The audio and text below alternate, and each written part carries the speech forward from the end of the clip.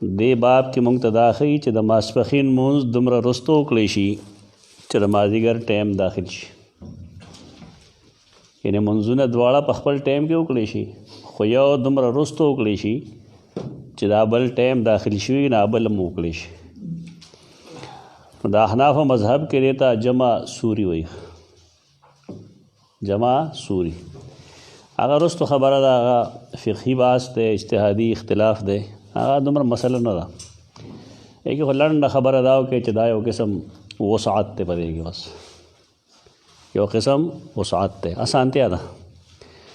خو زمونږ چونکې د مخکې نه یو موقف قایم کړی دی چېرې دا شی دی او دا شی دی او دا د فلاني مسلک دی او دا د فلاني مسلک دی، نو مونږ یو ځای کې ورننوتو یو د نبي کریم صلی الله علیه وسلم احادیثو سره مونږ هغه لوبه کوو چې یو د بل خلاف کوو، که نه داسې به نه کوو یو به د بل خلاف کوو، نه، بلکې کوشش به دا کوو چې هر حدیث ته خپله مرتبه، خپله درجه، خپل ځای حاصل شي. خو هغې نه مخکې دی کې چې کوم بنیادي بحث دی هغه ضروري دی. اگر چې تاسو کې داسې فضلا شته چې هغه دور حدیث به هغې کړي، خدای خوا کې هم دی نه تیر شوی د الله په فضل، څوک یې نه وایي. دې کې دا لومبنی چې کوم راوي دی حدثنا ابو النعمان، کوم چې د امام بخاري رحمه الله استاد دی، په ده باندې کلام دی او کلام هم د اختلاط دی، یعنی د مختلطو. مختلط هغه راوي ته وایي چې تر څه زمانې پورې د هغه حافظه ټیک ټاکي. خو چې کله انسان مختلط شي نو بیا محدثین د هغه روایت کې لږ تقسیم کوي. نو په دې مسله به ځان پوهول پکاري چې امام بخاري رحمه الله د یو مختلط راوي نه حدیث ولې اخلي. کم خلق چې د امام بخاري په دې صحیح باندې اعتراض کوي، نو پې کې یو اعتراض په دې ځای هم دی، اگر چې زموږ خلق د هغې خوا کې هم نه تېرېږي، د هغې تذکره هم نه کوي. خو دا ضروري زه په دې ګڼم چې دا کار ما شروع کړی دی د مشکل حدیث په نوم باندې. یعنې د امام بخاري په کومو کومو روایاتو چې اعتراضات دي نو هغه زده کول پکار دي، د هغې جواب زده کول پکار دي. دې دپاره چې د انکار حدیث کومه فتنه ده چې مونږ د هغې مقابله وکړی شو علمي لحاظ سره، کنزلو سره نه. کنزل د مسلې حل نه دی، د چا خولې له سوک ورکول دا د مسلې حل نه دی. د مسلې حل صحیح تربیت او صحیح فکری نشونما ده چې مونږ ته علمي جواب معلوم شي. اول خدای چې دا محمد بن فضل څوک دی؟ ابو النعمان د نوم دی محمد بن الفضل السدوسی العارم، مشهور سړی دی. د ده وفات شوی دی په 223 یا 224 هجری کې، او دا د امام بخاري رحمه الله استاد دی.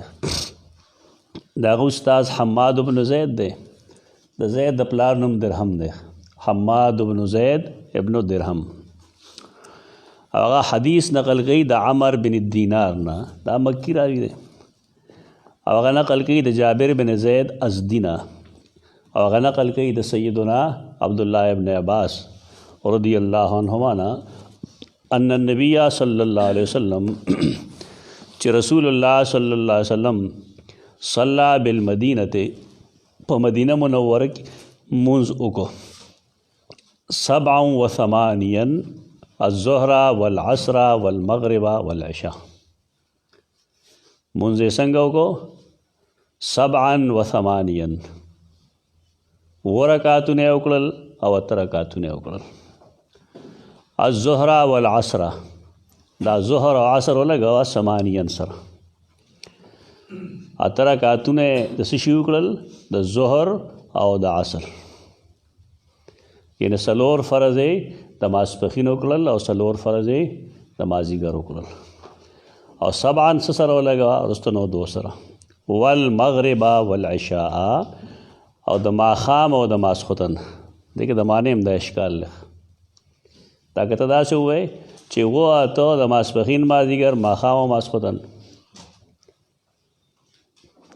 ځکه ما دا لږ حوصلې سره وویله چې دا 7 به لګې المغرب والعشاء سره، او ظهر او عصر به لګې سره به لګې ثمانین او د ماسپخین نه او د مازدیګر مونځ اته رکعاته وکړو یعنې دواړه او دی یو ځای وکړل والمغرب والعشاء او د ماښام او د ماسخوتن مونځ یې وکړو 2 رکعات دا یې برخ کړي دي فقال ایوب چې کوم دی هغه تپوس کوي وروستو راوي دی چې لعله فی لیلة مطیره شاید دا به د باران شپه و چرته کې څه عذر به یعنې څه عذر د وجې به یې دا چل کړي چې 2 منځونه ماسپخین مازدیګر یې یو ځای وکړل او د ماښام ماسخوتن یې یو ځای وکړل جوابونه موږ له راځي اعذار ټول معلوم دي موږ ته به زه ښیم هم تاسو ته خو د دې تپوس مطلب دا دی چې شاید دا د څه عذر د وجې فی لیلة مطیره قال عسى هغه ممکن ده یعنی محض د امکان تذکره وکړه د وقوع تذکره ونه کړه دا ویلی شي یو سړی چې دا په عرفات او منا کې کړي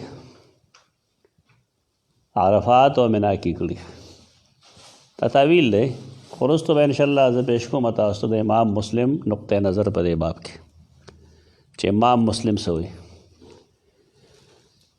نو اول راځو مونږ دې خبرې ده چې دا لومبنی راوي دی د ابو النعمان محمد بن الفضل السدوسی العارم دا استاد دی د امام بخاری رحمه الله المجروحین کې امام ابن حبان رحمه الله په دې باب کې مونږ ته یو خبره گئی محمد بن الفضل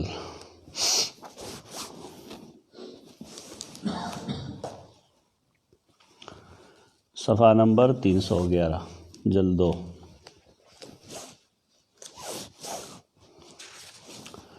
ترجمہ نمبر 993 محمد بن الفضل السدوسی کنیتہ ابو النعمان کنیت ابو النعمان دے ولقبہ عارم لقب دے من اہل البصرہ بصری دے یروی عن ابن المبارک والحمادین دغی استادان دی اختلطا فی آخر عمره خپل عمر په آخر کې د اختلاط شکار شو وتغیر او حافظه متغیر شوا حتی کان لا ادری ما یحدث به تر دې چې بیا نه پوهېدو چې څه حدیث بیانوي نو په هغې نه پوهېدو چې څه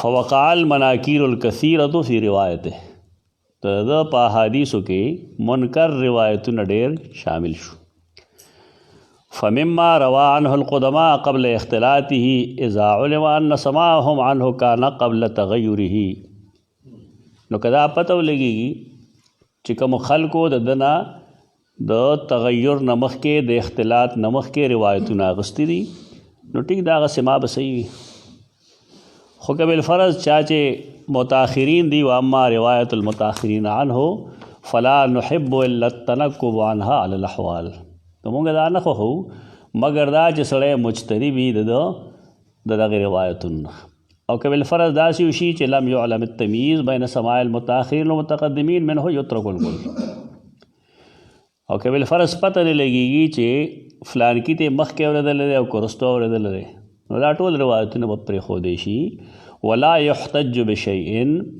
او د ده په هیڅ روایتونو به عمل نشي کولی استدلال به د هغې نه نشي کولی هذا حکم کل من تغیر فی آخر عمره وارکیف دا په دې باب کې موږ ته دا وضاحت کړی دی چې د امام بخاری رحمه الله دا استاد چې کوم دی محمد بن الفضل العارم دا مختلط راوي دی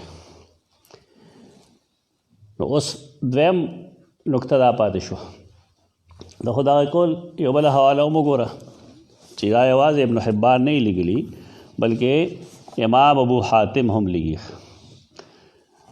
کتاب د الجرح والتعدیل اتم جل صفحہ 59 اختلط عارم فی آخر عمره امام عارم د خپل عمر په آخر کې اختلاط شکار شه وزال عقله عقل زائل شه فمن سمع منه قبل الاختلاط فسماعه صحیح نو چا چې دی قبل اختلاط لوستی دي سو د هغه سماع صحیح ده ټیک ده. نو بیا دی وکتبت عنه قبل الاختلاط، کتبت عنه قبل الاختلاط دا هم عصر دی د امام بخاری. ابن ابي حاتم او امام بخاری دا ملګري دي او دا هم عصر دی. دا دوکه چې تا ته معلومه وي چې خلک په امام بخاری کې اعتراضات کوي، نو په کې یو اعتراض دام دی چې د مختلط راویانو نه اخلي احادیث. په ټیک ده، خو آیا قبل از اختلاط ته اخلي که بعد از اختلاط؟ په دغې نه پوهېږي او نه دا لټوي. د دې نه مطلب دا دی چې دا محض اعتراض دی. ته وایي اعتراض برای اعتراض، مخالفت برای مخالفت. دا د دین څخه خدمت نه دی. دا محض دا ثابتولی چې امام بخاری په کتاب باندې مونږ اعتماد ونکړو. زه به ښیم انشاءالله تشریح به ښیم درته چې امام بخاري د اختلاط نه مخکې د نه زده کړه کړه.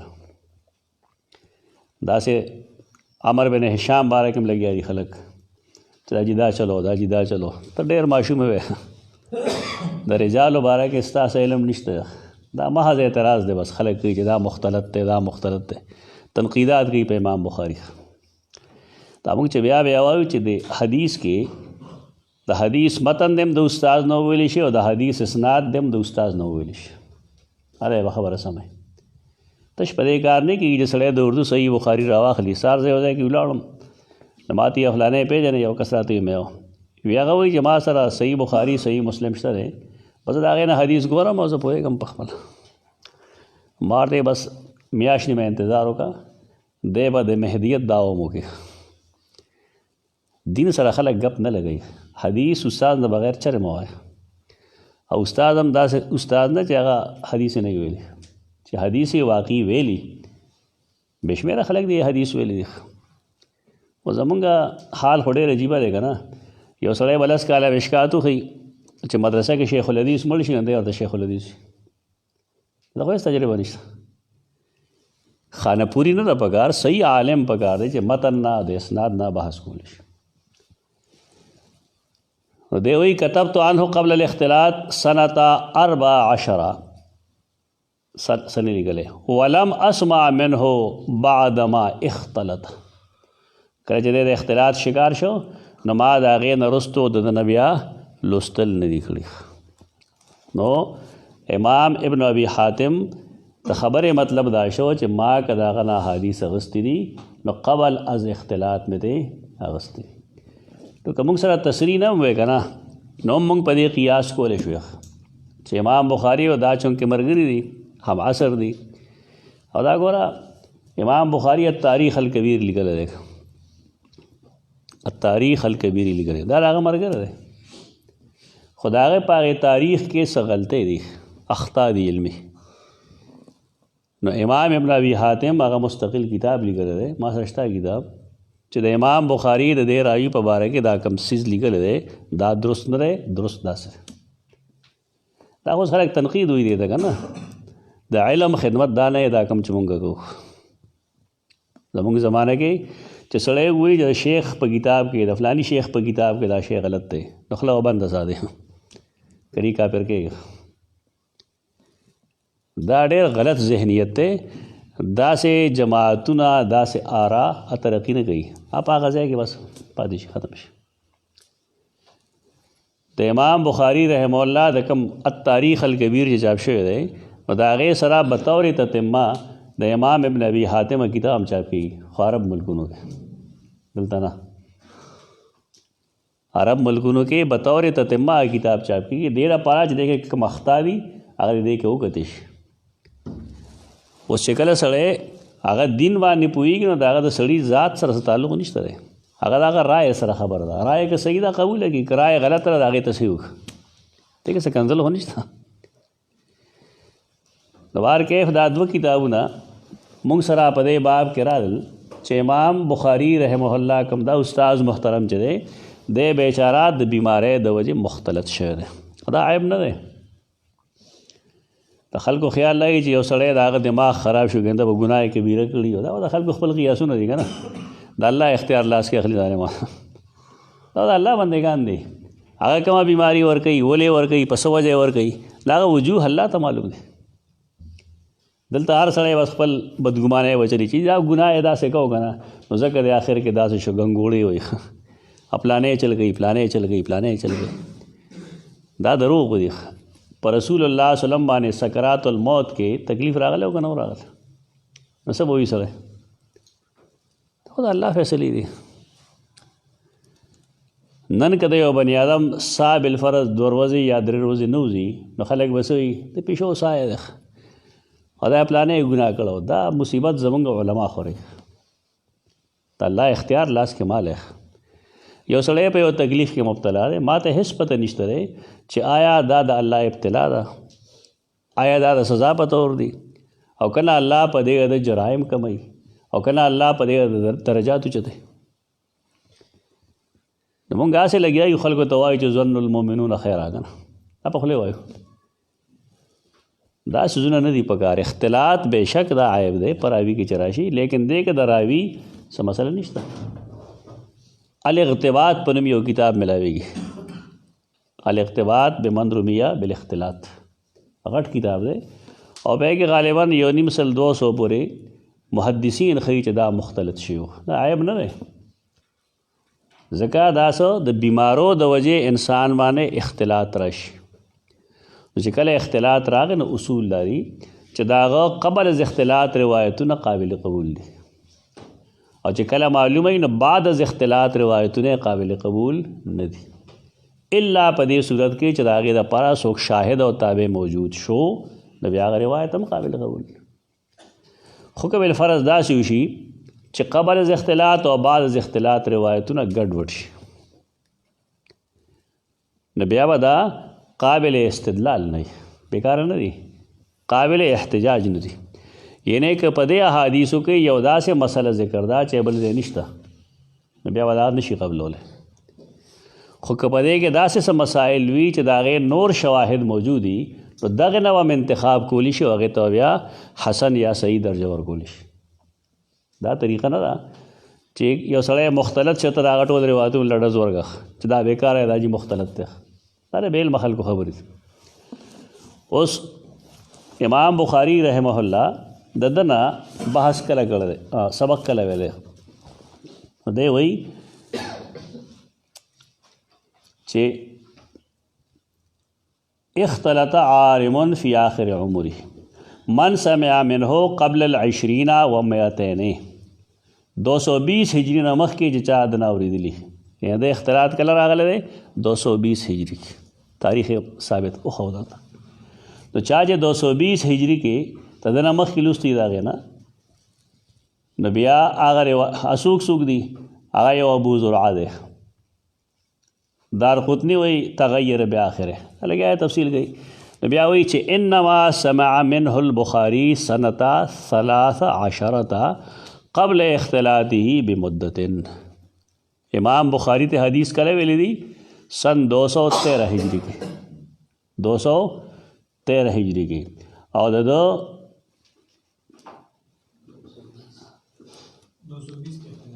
220 کې د 22 کې اختلاط راغلی سنة 22 و 200 نو دی وایي چې امام بخاری دنا د اختلاط نه قبل بمده ډېره موده مخکې روایتونه اخیستي دي. نو ټیک ده راوي مختلط دی لیکن د چې د کوم روایتونه اخیستي دي نو هغه د اختلاط نه او د دماغي ګړبړ نه مخکې دي. لہذا په دې حدیث ته خلقو دا اعتراض چې دا د مختلط راوي نه دی دا د بې علمه شخصانه ده دا د ناپوهتیا په وجه کېږي دا ناپوهي دی بېچاره. دا خو اسناد سره دی بحثو دا ځان سره یاد ساته ځکه چې دا فتنه ډېره شوې ده او د بیدارۍ ضرورت دی ته چې انسان بیداري او پوهي دی باندې چې نه دا خبره داسې نه ده څنګه چې ته کوې. بله ګوره دا چې کله سړی علمي اختلاف ساتي که نه نو هغه داسې قسمه نه وي دا کوم چې زموږ د دې دور خلک دي چې راشي بیا نو هر سړی بیا خپل مذهب له راځي چې چونکه د امام بخاري دا فلانه روایت داسې دی لہذا چې کوم حدیث د قرات خلف الامام په باره کې نقل کړي دا به ټول صحیح دا به ټول ګډوډي دا بل خوړل دا مسلکي تعصب کې راغلی. زمونږ د دې دور چې کوم خلک دي نو هغوی مسلکي تعصب د وجې د اختلافات ساتي، علمي بنیادونو باندې نه کوي. یا بالفرض قال بعض الناس نه خلق مراد څوک اخلي؟ امام ابو حنیفه رحمه الله. نو د دې خیال لای چې امام ابو حنیفه سره د دشمني وه، لہذا مونږ هم کوشش دا کوو چې په دې کې څه چینجي ولټو. نو چې کله د علماو په منځ کې داسې قسمه خبرې راشي نو مونږ به د عوامو نه سګي لګو. امام بخاری رحمه الله که امام ابو حنیفه رحمه الله په باره کې څه لیکلي دي هغه د هغې خبرو د شهرت د وجې دي کومې چې هغه ته رسېدلي دي. زمونږ خلک د خپلو مخالفینو په باره کې څه نه وایي، ایله چې خبر راورسي نو آیا دی فتبینو باندې عمل کوي،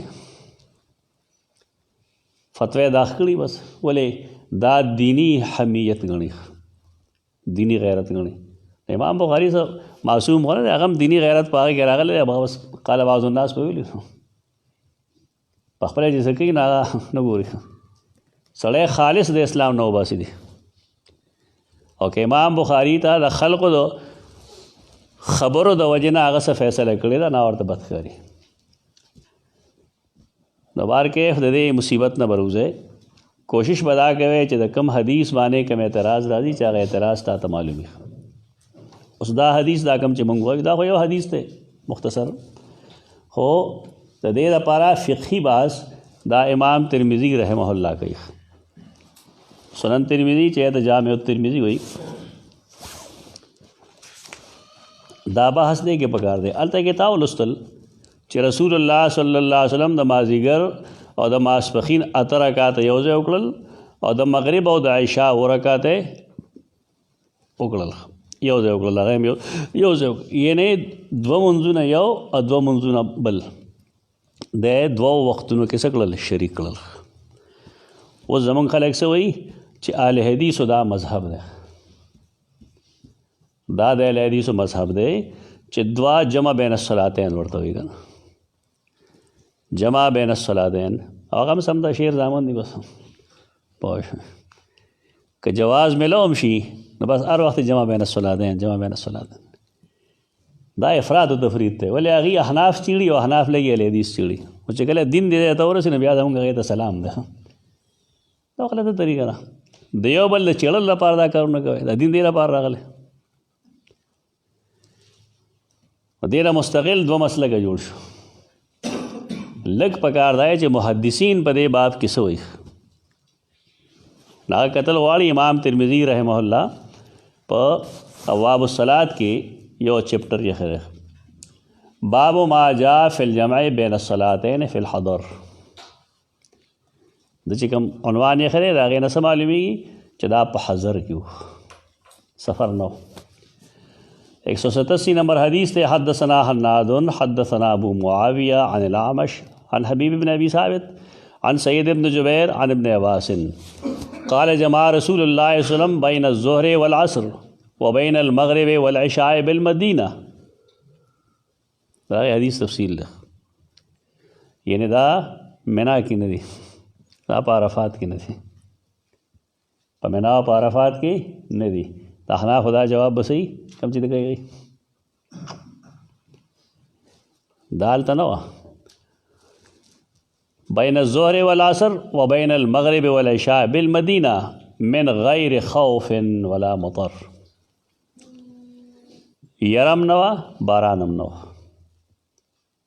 یعنی عذر مذر نه وه، اس بے سے دغه چلو گو.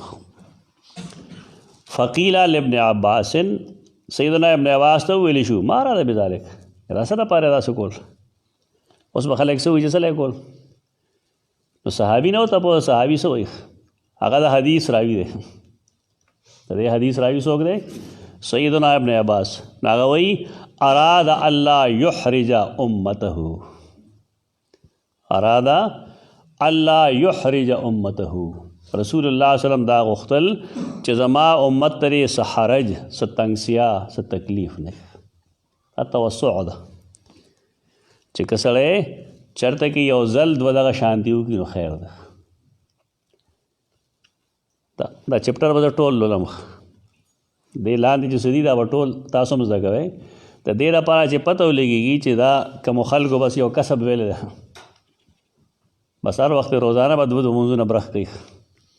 محدثین په دې باب کې څه وایي؟ او دې کتاب یو ترجمه کړی دارالسلام والا، هغه ما حدیث دی، دارالسلام والا حدیث دی، اردو کې ترجمه کړی دی. ما کتلې دا ترجمه دلته کې هغې دا لیکلي دي چې دا عمر کې یو ځل دوه سړی وږي، او بیا یې لیکلي چې دا کم دکانداران یا سروسمینان یا فلانې او فلانې هر وخت یې دوه لمونځونه برخ کوي، دا مناسب نه دی. دا بیچارهګان دا بس سړي خوله بده ښکاري، دوه لیشته هلکان به حدیث یې موندلی، کله به امام حنیفه له رابغی، کله به بل له رابغی. دا څه کوئ تاسو؟ دا ډېره غیر مناسب خبره ده. یعنې هغه بیچاره له هېڅ څه نه ورځي ما سوا دی نه چې هغه د حدیث ترجمه کړله، بس نار چې راپاسي زه خبره وکړم پای به مې ته راځي. دا نو دا یې سړو سره خلک څه وکړي؟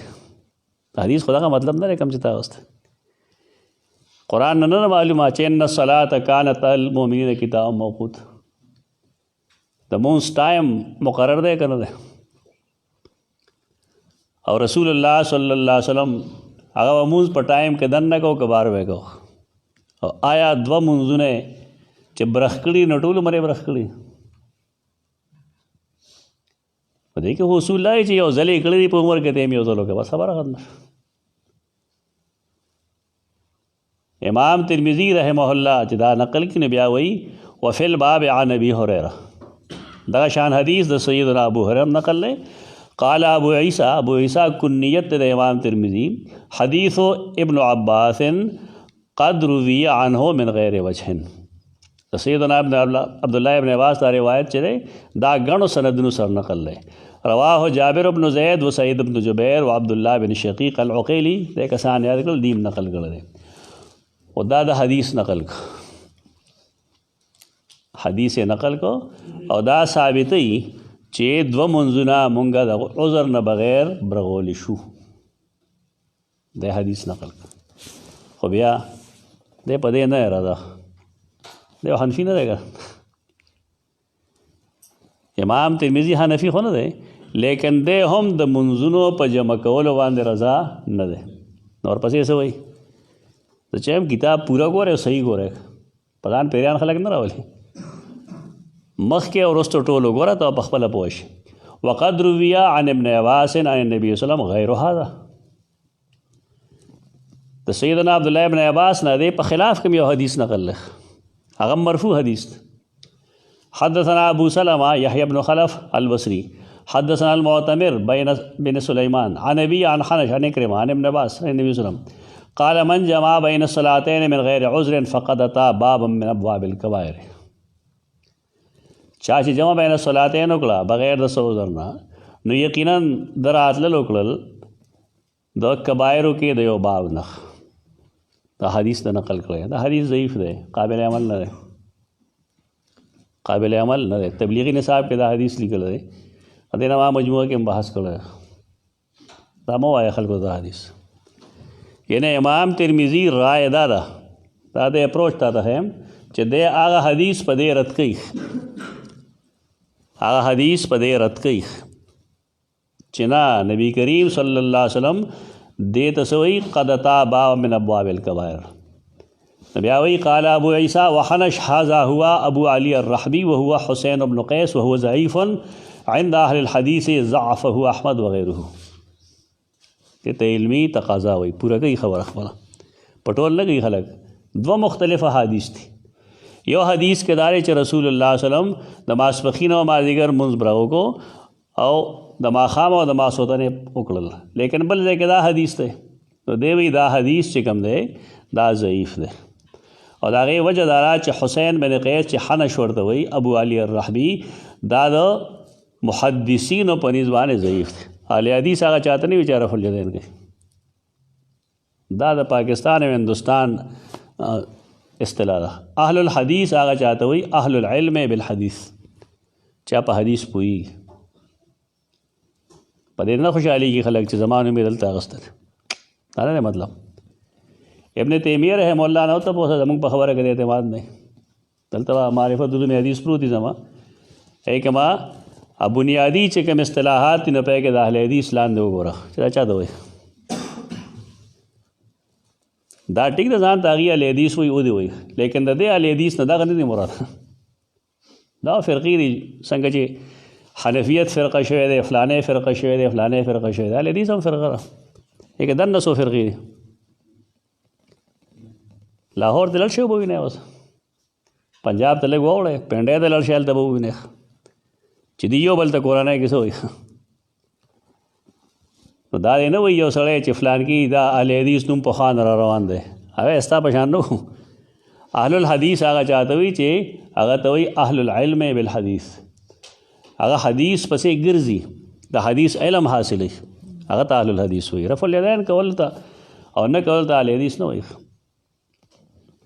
هغه عالم چې هغه حدیث باندې حدیث پسې ګرځي د حدیث ظاهر باطن باندې ځان پوهي په هغې عمل کوي هغه ته اهل حدیث وایي په دې لحاظ باندې دا ټول ائمه اهل حدیث دي ولې ټول د خپل علم مطابق په حدیث د عمل کولو کوشش کوي څوک دا نه کوي چې هغه د صریح حدیث په مقابل کې قیاس وکړي دا نه کوي څوک دا زموږ د خلکو غلطي ده دا حدیث منځ کې څه بعض اختلافات راشي د یو رجحان یو خوا لړ شي د بل خوا لړ شي د خلکو خیال دی چې دا فلانې اهل حدیث دی دا نور ګندې بس لړل تباه شو هر هغه سړی چې هغه د حدیث نه استنباط کولی شي نه هغه ته اهل حدیث په هغې عمل کې هغه ته اهل حدیث وایي د هر څیز په باره کې مختلف حدیث نقلي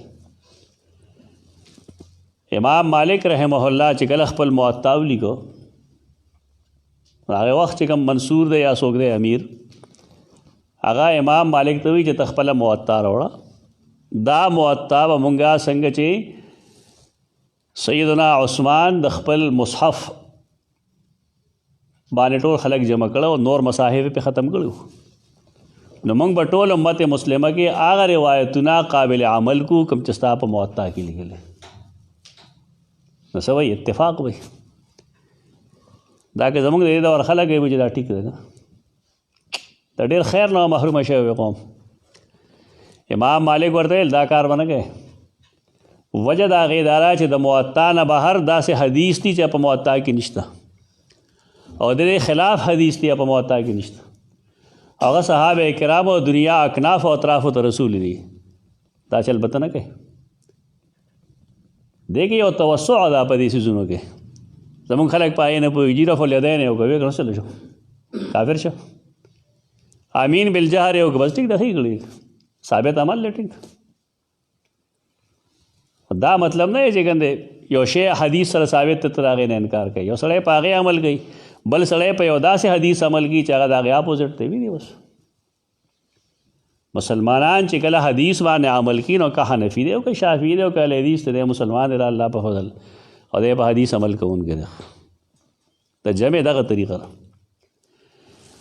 ضعفه احمد وغیره امام احمد دی راوي ته ښه نشته څه وایي ضعیف وایي والعمل على هذا عند اهل العلم اهل علم چې کوم دی د هغې په دې عمل دی هغه دا دی چې الله یجمع بین الصلاتین الا فی السفر او بعرف جمع بین الصلاتین به کله کولی شي دا به په سفر کې کولی شي یا په عرفه کې کوي دا څوک وایي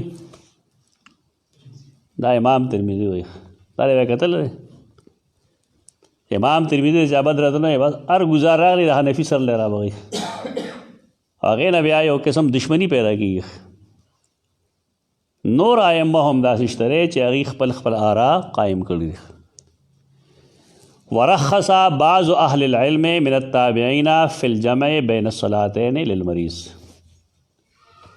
اختلاف ذکر کوي دا بعض اهل علم د تابعین نه هغې رخصت ورکړی دی د دوه منځونو په میانځ کې جمع کې للمریض د مریض دپاره یو سړی بیمار دی نو که هغه جمع بین الصلاتین وکړي نو خیر دی وبه یقول احمد و اسحاق د امام احمد بن محمد بن حنبل او د اسحاق بن راهوی دغه مسلک دی وقال بعض اهل العلم او بعض اهل علم ویلی دی یجمع بین الصلاتین فی المطر بعض ویلی دی اهل حدیث ټول وایي دوه څاڅکي باران شي بس دوه رکعته لمونځ یو ځای کوي دا اختلاف شته په دې کې مخکې را روان ده. وبه یقول الشافعي و احمد و اسحاق. د امام شافعي د امام احمد او د اسحاق ابن راهوی دا مذهب دی. ورته اسحاق دوه مذهب شو، یو مخکې ذکر شي ورس. ولم ير الشافعي للمریض ان یجمع بین الصلاتین. امام شافعي چې کوم دی هغه د مریض د پاره د جمع بین الصلاتین نه غیر. دا پدې کې بحث ته پدې حدیث کې دا کوم چې موږ وایو د امام بخاری رحمه الله نو دا غي په باب کې د محدثینو دا مسلک دی. د امام شافعي مسلک هم ستا مخې ته راغی، د امام احمد هم راغی، د اسحاق بن راهوی هم راغی، او د بعضو اهل العلم راغی چې لا یجمع بین الصلاتین الا فی السفر او بعرفه. دا چا مذهب دی؟ دا د امام ابو حنیفه مذهب دی. د امام ابو حنیفه مذهب دا چې الله یجمع بین الصلاتین الا بالسفر او بعرفه. د ټول نمخ کې دا ذکر کړی دی اوس وی والعمل على هذا عند اهل العلم.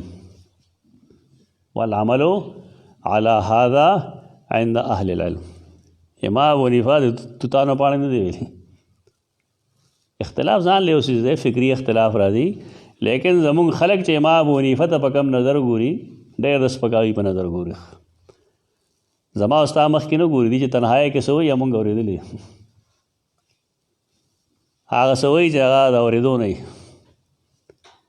دا ډېر لوی ظلم دی. اوس امام ترمذي رحمه الله د دې کتاب آخري جلد چې کوم دی الجامع الصحیح آخري جلد شپږم جلد پنځم جلد په دې کې یو کتاب دی آخري کتاب 51 کتاب العلل.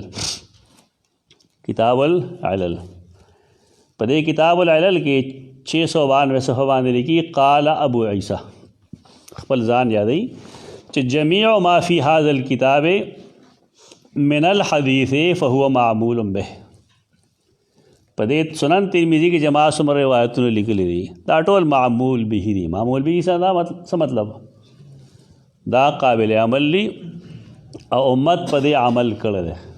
امت په دې عمل کړی دی.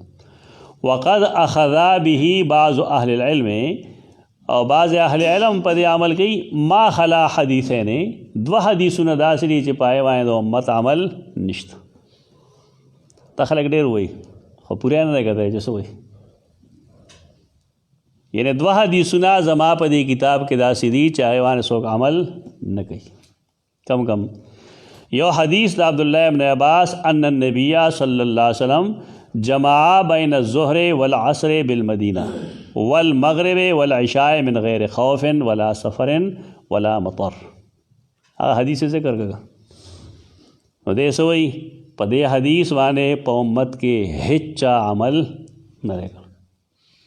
حدیث په کې غواړم ډېر کدا له حدیث مخ کې وی بالفرض دا موجوده امام بخاری بدا جملے ویلے امام ترمذی بدا ویلے کتاب پورا ګوري خلق بغض عداوت چا سره نه کوي. دا صرف د موجوده خلکو یو رائے ده. یعنی امام ترمذی رحمه الله وی چې د حدیث باندې دا معمول به نه ده. دا حدیث تجمع بین الصلاتین من غیر عذر ولا سفر د پنیز باندې دا معمول به نه ده. زر د باس خیم زما رائے دغه نه خو بار کیف دی چې سوی نه تا هغه خیم چې دا اختلافي مسلې خلک په دغه طریقه نه هندل کوي کوم چې دا خلک لګیا دي. وحدیث النبی صلی الله علیه وسلم ادویم حدیث د نبی کریم وسلم چې انه قال اذا شرب الخمر فاجلدوه.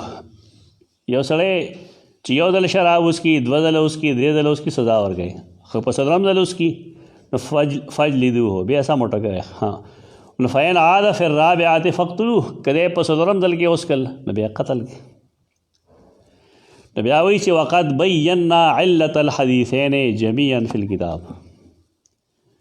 مونږه په دې خپل کتاب کې د دې دواړو احادیثو علت ښودلی دی سبب هم ښودلی دی. اوس راځو د امام ترمذي رحمه الله د خبرې ده چې دی وایي ما کله جواب کړی دی علت مې ښودلی دی چې ولې دا معمول به نه دي. څه وجه ده؟ دا کوم حدیث چې د ویل دی مخکې چې چې د هغې تعلق جمع بین الصلاتین سره دی. د هغې علت کې د څه شی پیش کړو؟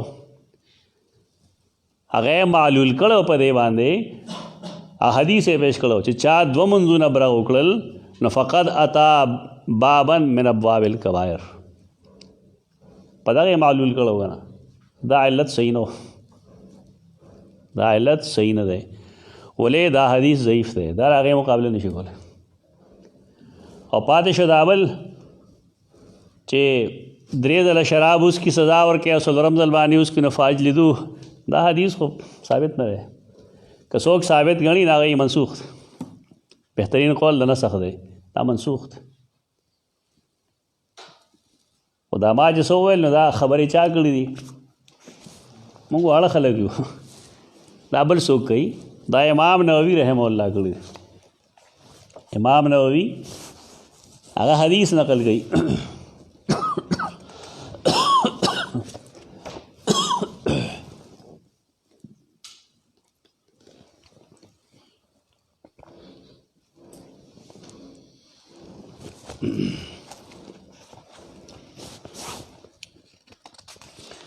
امام مسلم رحمه الله کتاب دی په دې کې باب و صلاة المسافرین لاندې د حدیث نقل کړي. اولا حدیث ته د عبداللہ ابن عباس، حدیث نمبر 1631، کتاب 6 باب 6. عبداللہ ابن عباس فرمائی جمع رسول اللہ صلی اللہ علیہ وسلم بین الظہر والعصر والمغرب والعشاء بالمدینہ من فی غیر خوف ولا مطر. وفي حدیث وکیع د وکیع په روایت کې داری چې ما ابن عباس ته وویل لمفعل ذلک قال کی لا یحرج امته، دې لپاره چې امت ته تکلیف پیښ نشي. قابل عمل دی. اوس د امام ترمذي خبره چې دا روایتونه معمول به نه دي، دا درست نه ده خبره. ولې نه معمول به؟ چې کله رسول الله صلی الله علیه وسلم وکړل نو معمول به دي، اجازه شته. وفي حدیث ابی معاویہ قیل ابن عباس ما اراد الى ذلك قال اراد اللہ یحرج امته. بیا اول حدیث نقل گئی جابر بن عبداللہ هغه وی صلیت مع النبی صلی الله علیه وسلم 8 جميعا و 7 جميعا. هماغه روایت ته د امام بخاری خو په بل انداز کې ذکر کړي. بیا وی چې ما بشاساته وي دته مې ویل چې اظنه اخر الظهر وعجل العصر او واخر المغرب وعجل العشاء. تر احناف چې کوم تعویل دی دا د صحیح مسلم په متن کې لیکل دی. احناف څه تعویل دی؟ جمع سوری وګه. جمع سوری څه ته وایي؟ د مازدیګر ماسپښین مو دومره لیټ وکړه چې د مازدیګر ټایم داخل شي او داخلېدو سره د مازدیګر مونځ وکړه. دا مذهب د ځان نه دی، دا د صحیح مسلم متن دی. د صحیح مسلم متن کې زما د خبرې مطلب دا دی چې سړی برداشت ځان کې پیدا کی، سوچ وکي، فکر وکي او یو داسې رائے قائمه کی چې کې تصادم نه وي، د خبره به سمه وي. که دا یوازې د احنافو مذهب وی نو ټیک وخت، لیکن دلته خو دا د صحیح مسلم متن کې دا موجود دي چې دا جمع سوری ده. الفاظ هغه نه دي لیکن وی دا چې صلی بالمدینه. ها څه شو؟ اظنه اخر الظهر وعجل العصر واخر المغرب وعجل العشاء قال وانا اظن ذاك. هغه زمان دا خیال لخ. بیا حدیث پیش کړی بل سند باندې چې صلی بالمدینه 7 و 8 الظهر والعصر والمغرب والعشاء. دې تفصیل سره دی لګیا دی. دې حدیثونو لاندې امام مسلم لکی هذه الروایات الثابته فی مسلم کما تراها. صحیح مسلم کې دا حدیث ثابت دي، دا حدیث ثابت دي. دا اصل کې د امام ترمذی د خبرو ته دا جواب دی، دا معلول نه دی. جمع بین الصلاتین حدیث معلول نه دی. دا غي وجه دا چې کوم حدیث هغه پیش کړو چې قد اتا باب من ابواب الکبائر، هغه د صحیح حدیث مقابله نشي کوله. خدای لږ احتیاط کی دې نوم ناخلی ورستو واخلی دې کې ناخلی. بیاوی وقت قال الترمذی فی آخر کتابه لیس فی کتاب حدیث اجمعت الامت ولا ترک العمل به الا حدیث ابن عباس فی الجمع بالمدینہ من غیر خوف ولا مطر وحدیث قتل شارب الخمر فی المرة الرابعہ. کم چې کتاب العلل کې لیکل هغه دا غي تذکرہ وکړه. او دې سوې وهذا الذي قاله الترمذي في حدیث شارب الخمر، شارب خمر په باره کې چې امام ترمذی کوم خبره کړې ده څنګه چې هغه وایي فهو حدیث منسوخ، دا حدیث سره منسوخ. دل الاجماع علی نسخه، اجماع د صحابه کرامو د دې په نسخ باندې دلیل ده. واما حدیث ابن عباس، دا کوم جمع بین الصلاتین چې ته نو فلم یجمعوا علی ترک العمل به، د دې په دې حدیث باندې د عمل په نه کولو کې اجماع نشته بلکې تعویلات کوي. دا ثابت ده چې دوه منځونه برخ کړي نور دویم یو ځای کړي، ولې کړي دي؟ نه کې تعویلات دي. دا نه وي چې دا معلول دي، دا تعویل هغې کوي. تعویل چې کوم دی دا تصحیح فرع ده، قابل عمل ده. بل لهم اقوال، عمل نه کې عمل کې دي پرېږدي نه، بلکې دې سلسله کې دي اقوال دي. منهم من تأوله، د بعض خلقو خیال دار دا تعویل دی چې انه جمع بعذر المطر، انه جمع بعذر المطر، دا جمع کړی دا د باران د عذر د وجې. وهذا مشهور عن جماعت من الكبار المتقدمین، دا د حنفي کتاب نه لګا، امام نووي خو شافعي دی. یعنی دا جمع چې کومه شوې ده نو دا د عذر د وجې شوې ده. نو دی وایي چې هو ضعیف بالروایت الاخرى، د متقدمینو دا رائے چې دا عذر د بارانو دا رائے ضعیف ده. من بولے بل حدیث کې راځي چې من غیر خوف ولا مطر، امام ترمذی روایت دی ولسته کې تصریح موجود ده. تاسو هم خپل دماغ سموي که نه، چې دوه کسانو چېرته دوه رکعاته یو ځای وکړل نو بس ټول دکانداران دي. دکاندار سړی ته خپل کار باندې پوهېږي که نه، په دین نه پوهېږي، هغه به خپله رایې ورکوي، درزار به کوي.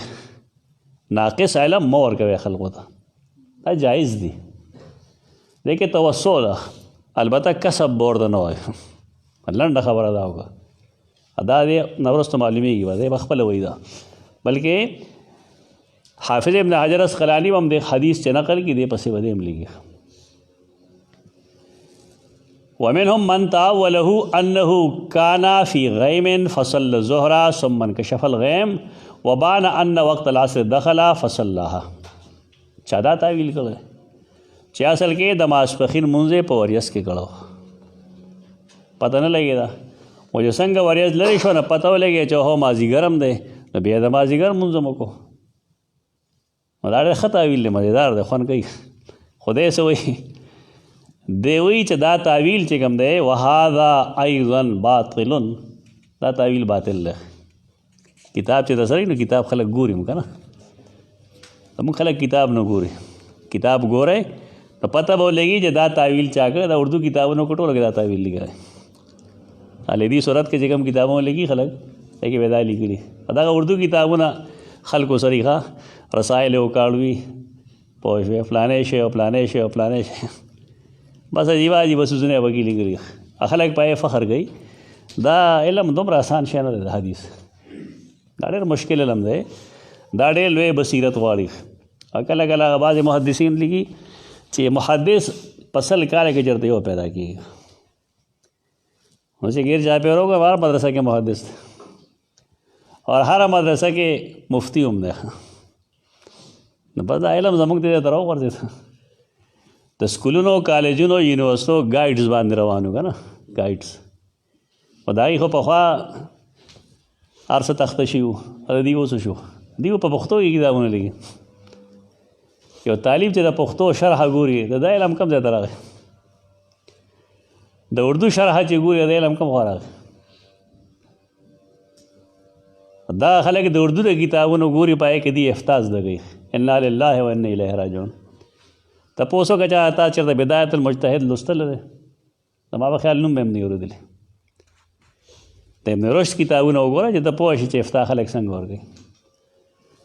دارنګې د سیوطي کتابونه یې لوستي دي په دې باب کې، جمع الجوامع، هم الحوامع یا نور مختلف قسمه کتابونه تا لوستلي دي. بس آسان کار دی. اردو کتابونه پراته دي، یو ځای نه بس سرغه وکړه، پردی فتوا راواله جواب ورکړه، که څه نومونه پکې یا بدل را بدل کړه، خبره ټیک.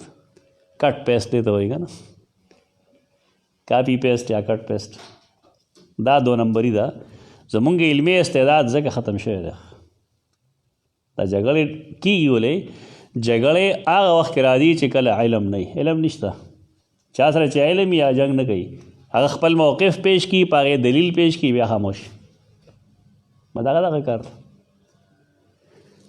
فرقواریت نه پیدا کېږي چې کله علم موجود وي چې کله علم نه وي نو همدغه به وي داسې چې دي بلکې دا به نور هم ډېرېږي چې کوم یو جماعت و نو هغې نه 14 جماعتونه جوړ شوي دي هغه 14 اوس نور 14 ته ځي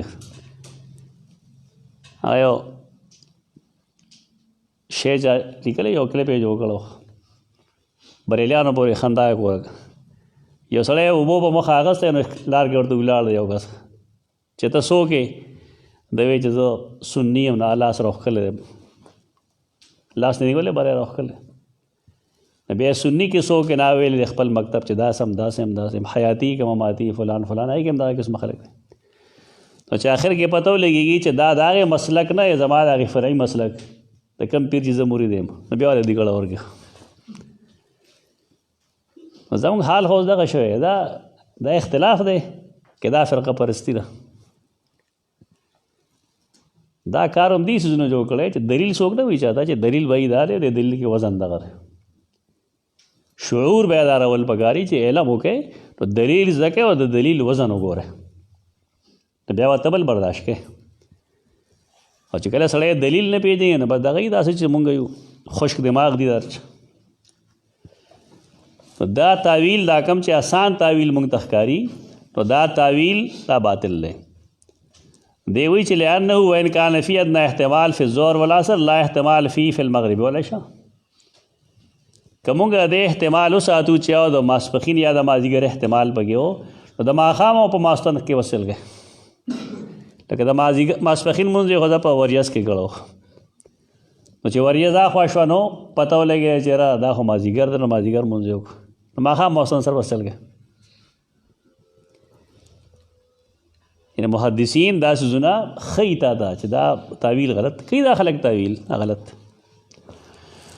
ومنهم من تأولوا على تأخير الأولى إلى آخر وقتها فصلاها فيها دا احناف تعویل دی بعض تعویل دا کړی چې لومبنی مونځ یعنې ماسپښین مونځ د خپل وخت بالکل آخر ته کړي ویږي په خپل وخت کې خو بالکل آخر کې وکړي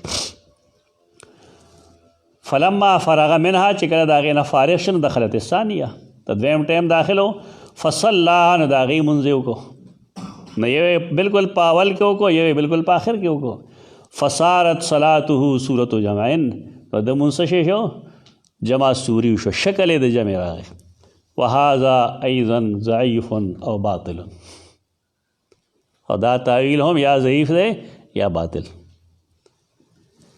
لأنه مخالف للظاهر ځکه دا د حدیث د ظاهر خلاف دی حدیث کې خو الفاظ داري که نه چې جمع یې وکړله د ماسپښین او د مازدیګر په منځ کې او جمع یې وکړله د ماښام او د ماسخوتن په منځ کې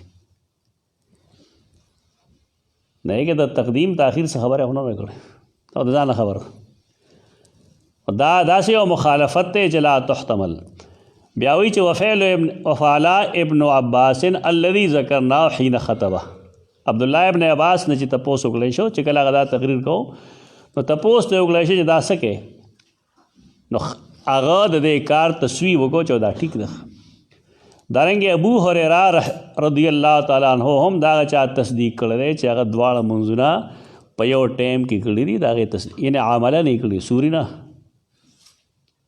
نه یې کړي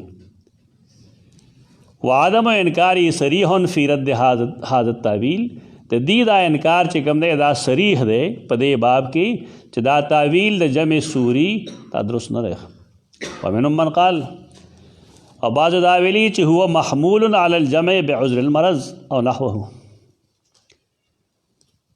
دا د بیماری په وخت کې دا ټیک ده وهذا قول احمد بن حنبل والقاضی حسین من اصحابنا او دا مذهب د امام احمد دی او دا د قاضی حسین دی زمونږ په مرګرو کې یعنې شوافیو کې دارنګه دا مذهب مختار دی د خطابی د متولی د رویانی من اصحابنا وهو المختار فی تعویل لظاهر الحدیث ولفعل ابن عباس وموافقة ابي هريره ولأن المشقة فيه اشد من المطر.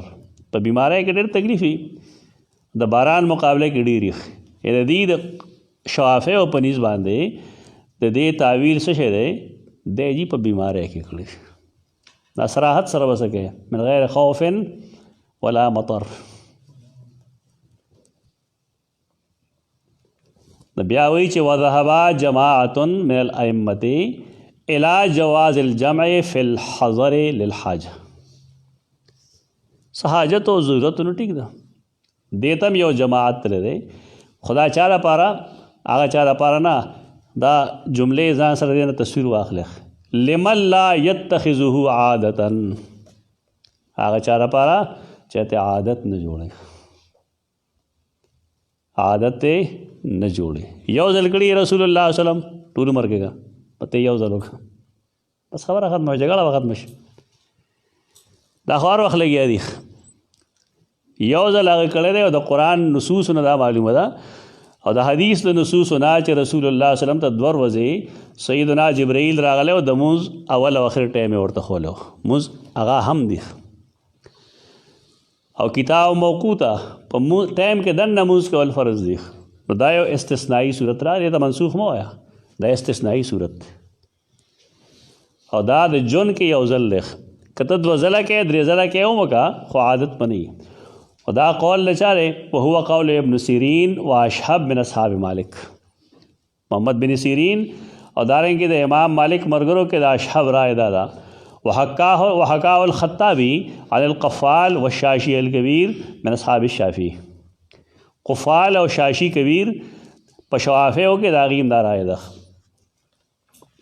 او دارنګه ابو اسحاق مروزی سوئی عن جماعت من اصحاب الحدیث د ډېر شی محدثینو دا رائے ده د محدثینو د جماعت دا رائے ده چې دا د اوکی سره خلم الله يتخذه عادتا.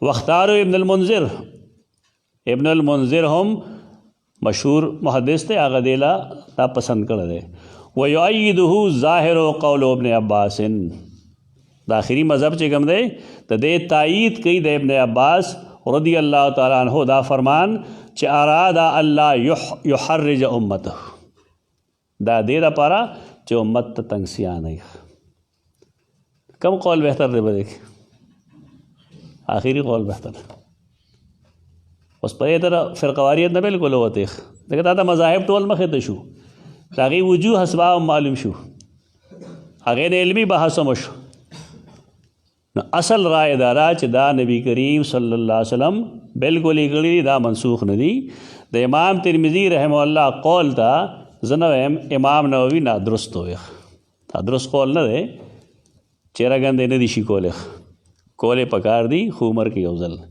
دا هم غلط را چې یو سره دی نه عادت جوړ کی ويؤيد هو ظاهر قول ابن عباس بیا وی فلم يعلله بمرض ولا غیره عبدالله ابن عباس دا نه ویل چې دا د مرض د وجې یا د بل څه د وجې والله اعلم دا طریقه و د محدثینو چې تحقیق یې ذکر کړه دی وی نور علم الله تعالی ما سره دا امر پوهه وخت دا اوسنی پتون وای کنه او بیا نوټس ولګي چې اعلان دی چې چا دا ثابت کړل زبردست روپے انعام ورکم ته ټول نه غټ بدعت دغه دا کوم ثابت کو بیا ودا سوې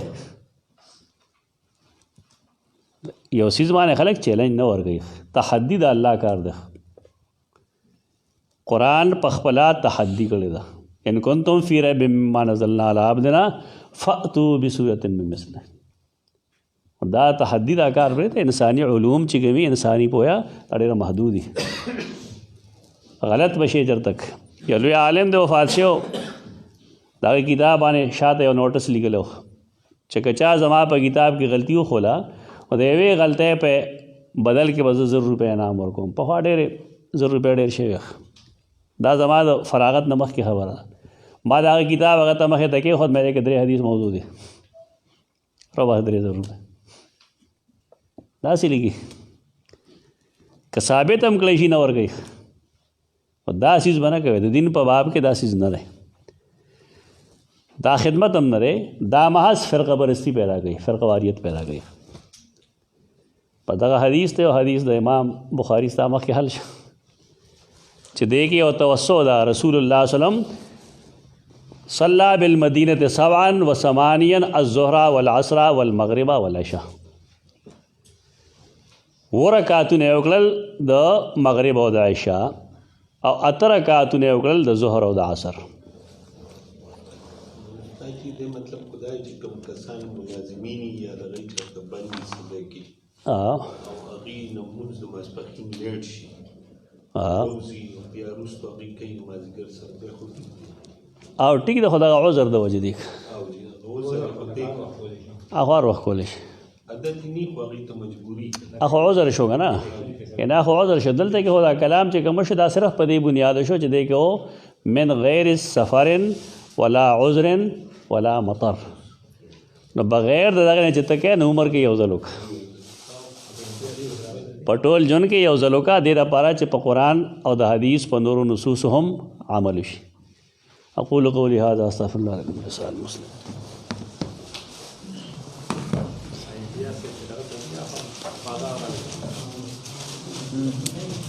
نظر دواړو کې